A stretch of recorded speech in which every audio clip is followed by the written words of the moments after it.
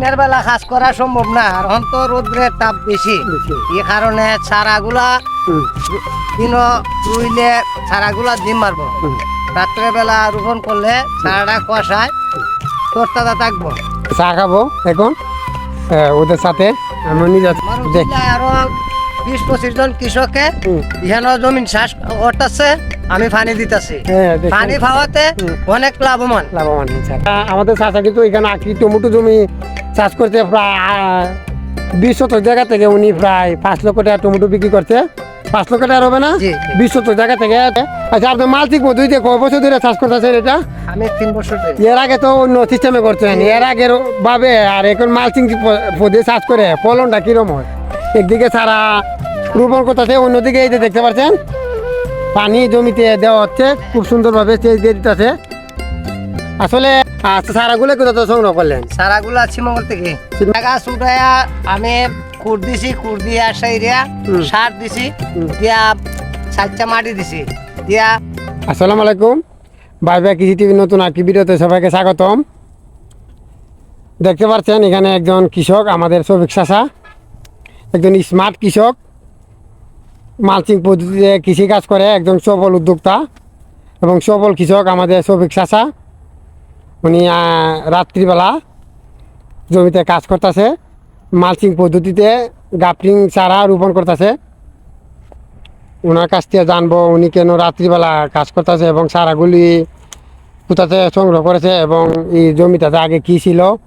একজন সফল উদ্যোক্তা আমাদের শফিক চাচা। সালাম আলাইকুম। ওয়ালাইকুম সালাম। শুনি ভালোই, আল্লাহ রাখছে। আচ্ছা, এখন তো প্রায় রাত 11টা, 11:30 বাজে। আপনার রাত্রিবেলা এই যে ক্ষেতের মধ্যে এত সুন্দর লাইট, প্রায় 10-12টা লাইট দেওয়া ক্ষেতের ভিতরে, আপনি রাত্রিবেলা কাজ করার কারণটা কি? দিনের বেলা কাজ করা সম্ভব না, আর এখন তো রোদ্রের তাপ বেশি। এই কারণে চারাগুলা দিন রুইলে চারাগুলা ডিম মারবো, রাত্রে বেলা রোপণ করলে চারাটা কুয়াশায় তোর তাজা থাকবো। এবং চারা রোপণ করে আমি সেলু চালাইয়া পানি দিতেছি। পানি সেলু চালাই পানি আইতাছে কে তো পানি দিয়ালাম। পানি দিলাচ্ছি। এটা তো গাপটিং চারা না? জি, গাপটিং চারা। তা আমি তো জানি আপনি একজন সফল উদ্যোক্তা, স্মার্ট কৃষিতে এসে মালচিং পদ্ধতি কৃষিকাজ করে। মালচিং পদ্ধতিতে কৃষিকাজ করার এইটা সুবিধাটা আপনার দ্বারা কিরকম লাগে? সুবিধাটাও অনেক সুবিধা, বলের সংখ্যা কম লাগে, ঘাস হয় না, অনেক সার্চ হয়। আর আপনি তো জানি এই জমিটাতে শশা ছিল, আমরা দেখলাম অনেক সুন্দর শশা হয়েছিল। প্রায় পুরা রমজান মাস শশা বিক্রি করেন আপনি। তো শশা বিক্রি করার পরে পরে একবার জমিটা শশা গাছ উড়াই দিয়েছে না?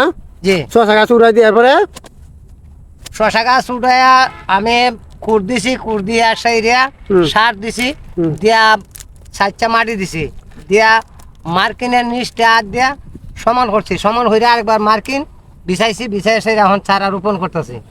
আপনি তো এই কি মালচিং তো আপনার এই শশা জমিতে এটা হয় না? জি জি, এটা হই। আর কুড়াও তো সেম কুড়াবো? জি, এটা দিয়ে কুড়া আচ্ছা করে 2-3 বছর যাবে এই কুড়ায়। জি হ্যাঁ, জি। আচ্ছা, সারাগুলো কোথা তো সংগ্রহ করলেন? সারাগুলা শ্রীমঙ্গল থেকে। শ্রীমঙ্গল থেকে সংগ্রহ করলেন না? জি। কত টাকা পিস রাখলো? 5 টাকা পিস পড়ছে। 5 টাকা পিস না? 6 টাকা। 6 টাকা পিস।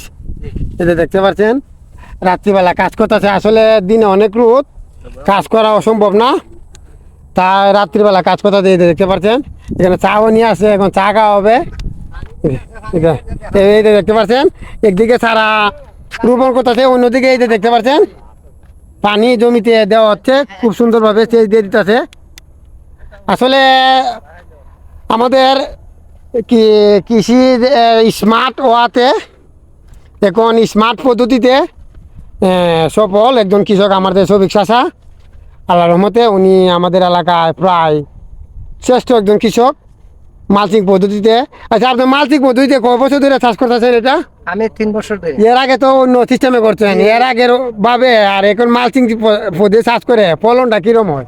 ফলন আমার অনেক বেশি। বেশি আগের থেকে ডাবল, 2 গুণ বেশি, মানে আগের থেকে 2 গুণ বেশি ফলন। আল্লাহর রহমতে আমাদের চাচা কিন্তু এখানে আখি টমেটো জমি চাষ করতে প্রায় 20 শতক জায়গা থেকে উনি প্রায় 5 লক্ষ টাকা টমেটো বিক্রি করছে। 5 লক্ষ টাকা হবে না?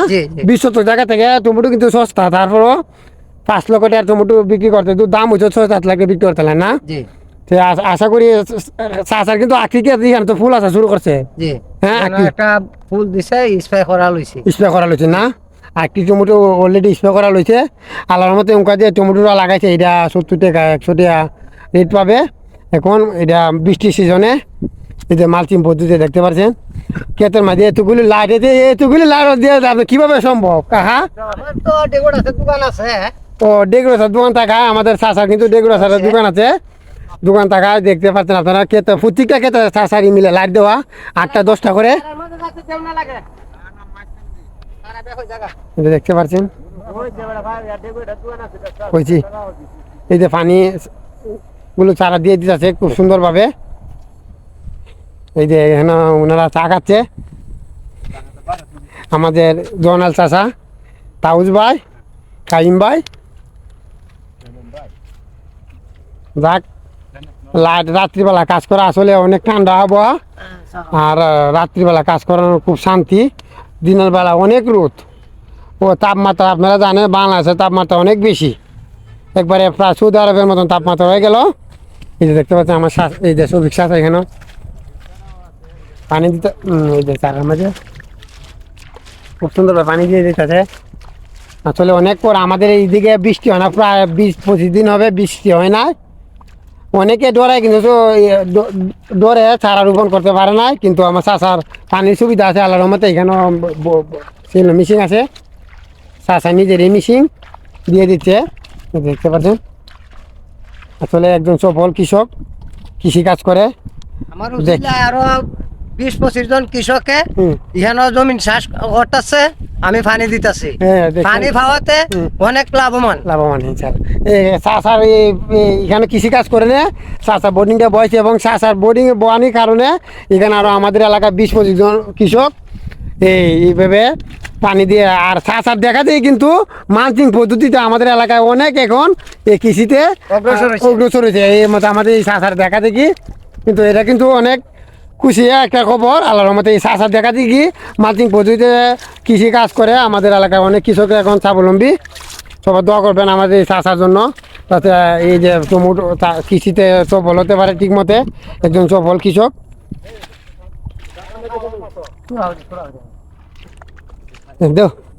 আমরা চাও দো, আমরা খাই। এই যে দেখতে পেলাম চা খাবো এখন ওদের সাথে, আমি নিজে